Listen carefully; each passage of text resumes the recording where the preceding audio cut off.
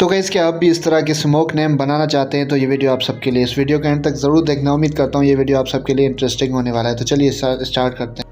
तो गाइस सबसे पहले हमें प्ले स्टोर खोलना है। उसके बाद यहाँ पे हमने स्मोक नेम आर्ट का ये एप्लीकेशन इंस्टॉल कर देना है। ठीक है, उसके बाद सिंपली हमने इसको ओपन कर देना। ओपन करने के बाद जैसे कि ऊपर आप देख सकते हैं क्रॉस है, तो इसको हमने ख़त्म कर देना है। उसके बाद यहाँ पे हमारे पास कुछ इफेक्ट्स शो हो जाएंगे, जैसे कि आप देख सकते हैं कि यहाँ पे इधर मेरे स्क्रीन पे है। तो हमने कौन सा कोई भी हमने लिखे, उसके बाद नीचे टेक्स्ट पे दबा देना है। टेक्स्ट पे दबाने के बाद यहाँ पे आप अपना जो भी नाम लिखना चाहते हैं वो लिख सकते हैं।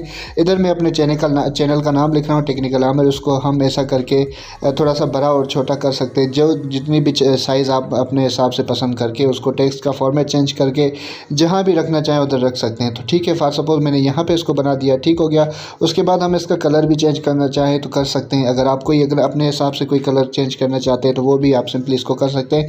बहरहाल मैं वाइट रखता हूँ क्योंकि वाइट इस पर बहुत अच्छा लग रहा है। उसके बाद थोड़ा सा हम इसको स्ट्रोक दे देते हैं। ठीक है, स्ट्रोक देने के बाद यहाँ पे इसको सेंटर पे कर देते हैं। इसको ये आप इसकी कंट्रास्ट वगैरह भी लो और हाई कर सकते हैं। ठीक है, उसके बाद यहाँ पे हमारे पास कुछ और इफ़ेक्ट्स भी हैं जो कि अगर आप देना चाहें तो वो भी आप दे सकते हैं।